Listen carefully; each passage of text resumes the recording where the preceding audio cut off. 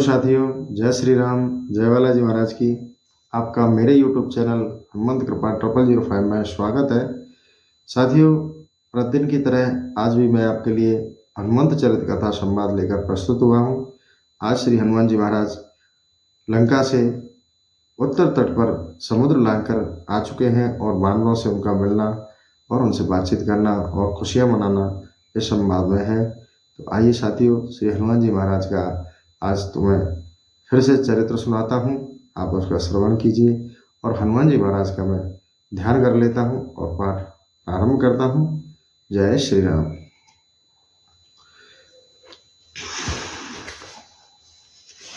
श्री गुरु चरण सरोज रज, निज मन मुकर सुधारे। बरनहु रघुवर बिमल जसो, जो दायक फल चारे। बुद्धिहीन तनु जान के, सुमिरो पवन कुमार।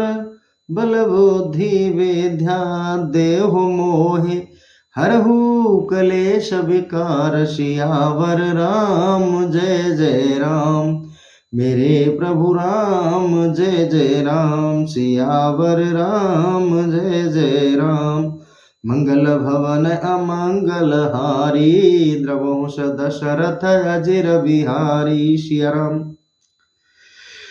तो साथियों, अब हम अपने श्री हनुमान चरित की तरफ चलते हैं और आपको पाठ श्रवण कराते हैं। जय श्री राम। लंका दाहक कपीश्वर ने सिंहनाद को सुनकर समुद्र के उत्तर तटवर्ती कोटि कोटि बानर भालू प्रसन्नता से किलकारी मारते हुए उछलने कूदने लगे। उन्होंने विश्वास हो गया कि हनुमान जी माता सीता के दर्शन कर वापस लौट रहे हैं। सूरवीर महाबली बानर भालुओं का समुदाय उत्तर तट पर बैठा हुआ कंदर्प कोटि लावण्य श्री रामदूत की अपलक नेत्रों से प्रतीक्षा कर रहा था। कवि प्रवर श्री मारुतनंदन सिंहनाद समझकर उन्हें देखने की इच्छा से वीर बानर भालू एक वृक्ष से दूसरे वृक्षों तथा एक शिखर से दूसरे शिखरों पर कूदने लगे। कुछ बानर सर्वोच्च गिरी शिखरों पर चढ़कर अतिशय प्रीति पूर्वक स्पष्ट दिखाई देने वाले वस्त्र हिलाने लगे। समय परम वेगशाली बहतकाय हनुमान जी महेंद्र गिरी शिखर पर उतरे। हर्षो उन्मुक्त श्री हरांसज पर्वत शिखर से पृथ्वी पर कूद पड़े। उन्हें देखते ही बानरों ने उन्हें चारों ओर से घेर लिया। मैंने माता सीता के दुर्लभ चरणों का दर्शन स्पर्श प्राप्त कर लिया। पवन कुमार ने इतना ही कहा था कि जामंत ने उन्हें वक्ष से लगा लिया। उनके नेत्रों से प्रेमाश्रु भरा आए। उन्होंने गदगद कंठ से कहा, पवन पुत्र, तुमने हम सब लोगों के प्राणों की रक्षा कर ली। माता सीता का पता लग जाने के संवाद से बानर प्रसन्नता से किलकारी मारते हुए कूदने लगे। हर्षोद्रेक कारण बहुत से बानर अपनी पूंछ ऊपर उठाकर नाचने लगे। कितने ही अपनी लंबी और मोटी पूंछ घुमाने लगे। कुछ बानर हनुमान जी की पूंछ चूमने लगे। कुछ उनके सम्मुख विविध प्रकार के मधुर फल फूल रखकर उन्हें सुख पहुंचाने के लिए अनेक प्रकार से उनकी सेवा करने लगे। हनुमान जी ने किसी के चरणों में प्रणाम किया तो किसी का आलिंगन किया, किसी के सिर पर हाथ रखकर आशीर्वाद दिया तो किसी की पीठ ठोकर उनकी प्रशंसा की। समर्थ श्री रुद्रांश कुछ ही क्षणों में समस्त वानर वालुओं से मिल लिए। शोक हर श्री कपीस ने भगवती सीता के दर्शन, रावण वार्तालाप एवं लंका दहन का समाचार सुनाकर प्रसन्नता से उल्लसित युवराज अंगद ने हनुमान जी से कहा, वानर श्रेष्ठ, बल और पराक्रम तुम्हारे समान कोई नहीं है, क्योंकि तुम इस विशाल समुद्र को लांघकर फिर इस पार लौट आए। कपीश रोमणे, एकमात्र तुम ही हम लोगों के जीवन दाता हो। तुम्हारे प्रसाद से ही हम सब लोग सफल मनोरथ होकर श्री रामचंद्र जी से मिलेंगे।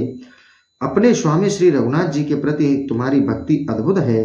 तुम्हारा पराक्रम और धैर्य भी आश्चर्यजनक है। अंततः सौभाग्य की बात है कि तुमने परम सती वैदेही का दर्शन प्राप्त कर लिया। अब इस सुखद संवाद को श्री राघवेंद्र का वियोग जनित शोक भी दूर हो जाएगा। फिर जामंत और युवराज के परामर्श यशस्वी हनुमान सहित समस्त वानर समुदाय भगवान श्री राम को सुखदायक समाचार सुनाने कपीराय सुग्रीव के पास चल पड़ा। हनुमान जी आगे आगे चले और उनके पीछे प्रसन्नता भरा हुआ वानरों का विशाल समुदाय उछलता कूदता चलने लगा। बानरों का विशाल समुदाय उछलता कूदता चलने लगा। उस समय सिद्ध आदि भूतगण अत्यंत वेगशाली महाबली बुद्धिमान पवन नंदन की ओर अपलक नेत्रों से देखते हुए उनकी भूरी भूरी प्रशंसा कर रहे थे। आकाश में छलांग मारते हुए हर्षोन्मत्त बानर भालू स्वर्ग के नंदन वन के तुल्य मनोहर मधुवन के समीप पहुंचे। किष्किंधापति सुग्रीव के मधुवन की रक्षा उनके मामा महाबली दधिमुख नामक बानर सदा किया करते थे। उस मनोरम वन को देखकर बानर समुदाय मधु पीने एवं फल खाने के लिए लालायित हो उठा। हर्षोन्मत्त बानरों ने इसके लिए युवराज अंगद से आज्ञा मांगी। उन्होंने वृद्ध जामवंत से पूछा। जामवंत एवं महावीर श्री हनुमान के अनुमोदन से युवराज ने उन्हें आज्ञा दे दी। फिर क्या था, प्रसन्नता से भरे हुए पिंगल वर्ण वाले बानर मधुवन के सुगंधित फल मूलों का भक्षण एवं मधु का पान करने लगे। बानर मधु पीकर मत्त हो गए। माता सीता का सम्मान प्राप्त होने की प्रसन्नता से मधुमत्त बानरों की बड़ी विचित्र स्थिति थी। आनंद मग्न होकर कोई गाते, कोई हंसते, कोई नाचते, कोई गिरते पड़ते, कोई जोर से चलते, कोई उछलते कूदते और कोई प्रलाप करते हुए मधु पीते तथा बचा हुआ मधु फेंक देते। कोई फलों से लदे वृक्षों की डालियां तोड़ देते। कुछ मदमत्त वीर बानर समूचा वृक्ष ही उखाड़ फेंकते। इस प्रकार अत्यंत रमणीय मधुवन तहस नहस होने लगा। दधिमुख और अन्य रक्षक दौड़े। युवराज अंगद और हनुमान की आज्ञा से मधु पीकर मतवाले बानर उल्टे रक्षकों को डांटने लगे। इतना ही नहीं, उन्होंने मधुवन के रक्षकों को मारना पीटना भी प्रारंभ कर दिया। विवश दधिमुख ने बानरराज सुग्रीव के समीप जाकर निवेदन किया, राजन, आपने जिस सुंदरतम मधुवन की चिरकाल से रक्षा की है उसे अंगद और हनुमान जी की आज्ञा से बानरों ने नष्ट भ्रष्ट कर दिया है। इतना ही नहीं, उन्होंने रक्षकों को बुरी तरह मारा पीटा है। सुग्रीव के हर्ष की सीमा न रही। उन्होंने दधिमुख से कहा, मामा जी, निश्चय ही हनुमान जी माता सीता का दर्शन कर चुके हैं, अन्यथा मधुवन के फल खाने का और उन मधु पीने का साहस बानरों में नहीं होता। युवराज ऐसी आज्ञा कदापि नहीं देते। मधुवन युवराज का ही है, आप उन्हें क्षमा कर दें। भगवान श्री राम ने सुग्रीव से पूछा, राजन, तुम यह सीता संबंधी क्या बात कर रहे थे? सुग्रीव ने विनय पूर्वक उत्तर दिया, प्रभु, लगता है हनुमान जी माता सीता का दर्शन प्राप्त कर चुके हैं, अन्यथा वे लोग मधुवन के फल खाने और उसे तहस नहस करने का साहस नहीं कर सकते थे। सुग्रीव ने दधिमुख से कहा, मामा जी, आप जाकर उन लोगों से कह दें कि वे माता सीता का समाचार सुनाने के लिए प्रभु चरणों में यथाशीघ्र उपस्थित हों। दधिमुख चले और भगवान श्री राम और लक्ष्मण के मुख पर प्रसन्नता की लहर देखकर वानरराज सुग्रीव आनंद मग्न हो गए। महाबली दधिमुख के द्वारा वानरराज सुग्रीव का आदेश प्राप्त होते ही महामती जामवंत, युवराज अंगद और श्री हनुमान जी विशाल वानर समुदाय के साथ आकाश में उड़ चले। उस समय प्रसन्न वनगिरी के शिखर पर श्री राघवेंद्र जी पर्णकुटी थी। प्रभु भाई लक्ष्मण के साथ कुटिया के बाहर स्फटिक शिला पर आसीन थे। समीप ही वानरराज सुग्रीव बैठे थे। दूसरे ही प्रसन्न वानर समूहों के साथ अंगद को आकाश मार्ग से उड़ते हुए आते देखकर वानरराज सुग्रीव ने कमल नयन श्री राघवेंद्र से कहा, प्रभु, धैर्य धारण कीजिए। निसंदेह पवन नंदन ने श्री सीता देवी का पता लगा लिया है, अन्यथा अवधि समाप्त हो जाने पर युवराज इतने उल्लास से नहीं लौटते। मति सप्तम, इस कार्य को सिद्ध करने में हनुमान जी के सिवा और कोई कारण बना हो ऐसा संभव नहीं है। वानर शिरोमणि हनुमान जी ही कार्य सिद्धि की शक्ति और बुद्धि है। उन्हीं में उद्योग, पराक्रम और साहस और शास्त्र ज्ञान का भी प्रतिष्ठित है। इस प्रकार वानरराज सुग्रीव परम बुद्धिमान रघुनंदन को धैर्य बना ही रहे थे कि अंगद और हनुमान को आगे करके हर्षोद्रेक सिंहनाद करते हुए वीर वानरों का समुदाय निकट आ गया। उन्हें देखकर सुग्रीव प्रसन्नता पूर्वक अपनी पूंछ ऊपर उठा दी। अंगद आदि वीर श्री रघुनाथ जी को देखकर हर्षोल्लास पूर्वक आकाश से नीचे उतर आए। समस्त वानरों ने सानो श्री राम एवं सुग्रीव के चरणों में प्रणाम किया और पवन कुमार हनुमान जी दौड़कर राघवेंद्र के भुवन पावन चरण कमलों में लेट गए। प्रभु के दर्शन कर उनके आनंद की सीमा न रही। उन्होंने कहा, स्वामी, माता सीता सतीत्व के कठोर नियमों का पालन करती हुई शरीर से सकुशल है। मैंने जगजननी जानकी का दर्शन किया है। हनुमान जी के इस वचन से श्री राम लक्ष्मण और किष्किंधापति सुग्रीव की प्रसन्नता की सीमा न रही। श्री रघुनाथ जी अतिशय प्रीति और आदर पूर्वक हनुमान जी की ओर देखा। हनुमान जी प्रभु चरणों में पुनः पुनः प्रणाम कर सुमित्रा नंदन एवं सुग्रीव को भी प्रणाम कर हाथ जोड़े परम प्रभु के मुखारविंद की ओर पलक दृष्टि से देखने लगे। भगवान श्री राम ने हनुमान जी से पूछा, वायु नंदन, देवी सीता कहाँ है? वे कैसे हैं? मेरे प्रति उनका कैसा भाव है? तुम विदेह कुमारी सीता का पूरा समाचार सुनाओ। श्री पवन कुमार पहले दक्षिण दिशा की ओर मुख करके माता सीता के उद्देश्य श्रद्धा पूर्वक प्रणाम किया। फिर उन्होंने अत्यंत नम्रता पूर्वक निवेदन किया, करुणा में प्रभु, 100 योजन विस्तृत समुद्र के पार दुरात्मा दशानन की नगरी लंका समुद्र के दक्षिण तट पर बसी हुई है। उस राक्षसपुरी में मैंने माता सीता को अशोक वाटिका में अशोक तरु के नीचे अत्यंत व्यथित अवस्था में आपका निरंतर स्मरण करते हुए देखा है। प्रभु, आपके वियोग में जलहीन नीरहीन की भांति छटपटाने वाली माता सीता दुख न कहने में ही भला है। श्री अंजनेय ने ये वचन सुन राघवेंद्र अधीर उठे, उनके नेत्रों में आंसू बहने लगे। पवन पुत्र नेत्र भी अश्रुपूरित थे, पर अपने अश्रुओं को रोककर वे माता का संदेश कहते जा रहे थे। माता सीता इस समय अत्यंत दुख के दिन व्यतीत कर रही है। उन्होंने दुष्ट दशानन ने अशोक वाटिका में रोक रखा है और क्रूर राक्षसियां वहां रात दिन पहरा दिया करती हैं।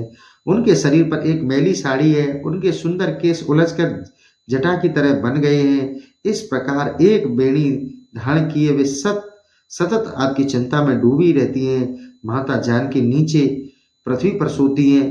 वे अन्न जल छोड़ देने के कारण अत्यंत कृशकाय हो गई हैं और शोक से निरंतर हाँ राम कहती रहती हैं। इस प्रकार माता सीता को मैंने आपकी भक्ति से प्रेरित कठोर तपस्या करते दुस्सह कष्ट सहते देखा है। प्रभु, चलते समय माता ने आपके विश्वास के लिए अपनी चूड़ामणि दी है। साथ ही उन्होंने चित्रकूट में इंद्रपुत्र जयंत कोय की घटना का स्मरण कराते हुए कहा कि स्वामी, इतनी महान शक्ति के रहते हुए भी आप मौन क्यों हैं? मेरा अपराध क्षमा कर शीघ्र मेरा उद्धार करें। हनुमान जी के वचन सुनकर रघुनाथ जी के नेत्रों में आंसू भर आए। वे सीता जी द्वारा प्रदत्त चूड़ामणि को हृदय से लगाकर सुग्रीव से कहने लगे, मित्र, इस चूड़ामणि को देखकर मेरा हृदय द्रवित हो रहा है। यह सुर पूजित मणि जल से प्रकट हुई थी और किसी यज्ञ में संतुष्ट होकर सुरेंद्र ने इसे मेरे ससुर राजा जनक को दिया था।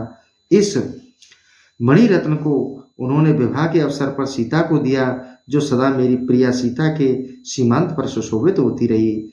श्री पवन कुमार के द्वारा अपनी प्राण प्रिया सीता का समाचार पाकर प्रभु ने अत्यंत प्रसन्नता से कहा, हनुमान, तुमने जो कार्य किया है वह देवताओं के लिए भी दुष्कर है। मैं नहीं जानता कि इसके बदले तुम्हारा क्या उपकार करूं। पुत्र, मैंने मन में खूब विचार करके देख लिया कि मैं तुमसे पूर्ण नहीं हो सकता, तथापि लो, मैं अभी तुम्हें अपना सर्वस्व सौंपता हूं। इतना कहकर करुणावतार परम प्रभु श्री राम ने पवित्र आत्मा हनुमान जी को अपनी दोनों भुजाओं से खींचकर अपने हृदय से लगाते हुए कहा, संसार में मुझ परमात्मा का आलिंगन मिलना अत्यंत दुर्लभ है। वानर श्रेष्ठ, तुम्हें यह सौभाग्य प्राप्त हुआ, अतः तुम मेरे परम भक्त और प्रिय हो। भगवान श्री राम के अनन्य भक्त श्री महादेव जी की कामना पूर्ति हुई। उनके वानर शरीर धारण का उद्देश्य पूरा हो गया। वे आनंद मग्न होकर प्रभु के चरण कमलों पर गिर पड़े। अधीर होकर उन्होंने बार बार प्रार्थना की, प्रभु मेरी रक्षा कीजिए, मेरी रक्षा कीजिए। भक्तवत्सल प्रभु श्री राम ने हनुमान जी से पूछा, हनुमान, तुम विशाल समुद्र लांघकर लंका में कैसे पहुंचे? वहां तुम देवी सीता से कैसे मिले और उन्होंने क्या कहा? लंकाधिपति रावण का दुर्ग और उसकी शक्ति कैसी है, यह तुम मुझसे विस्तार पूर्वक कहो। तो साथियों, आज का ये सेशन मैं यहीं समाप्त करने जा रहा हूँ। कल फिर आपके लिए लंका यात्रा का विवरण हनुमान जी द्वारा बताया जाएगा भगवान श्री राम जी को। तो कल हम वहाँ से पुनः संवाद शुरू करेंगे। आज का सेशन मैं यहीं समाप्त करता हूँ। साथियों, आपसे निवेदन करता हूँ कि कमेंट में जय श्री राम, जय बालाजी महाराज आप अवश्य लिखा करें, जिससे हमें मोटिवेशन मिलता है। साथियों, और अगर वीडियो आपको पसंद आता है तो आप अपने मित्रों, रिश्तेदारों, चित परिचितों सभी को आप इस वीडियो को शेयर किया करें। इसी के साथ साथियों मैं ये सेशन यहीं समाप्त करता हूँ। जय श्री राम, जय बालाजी महाराज की।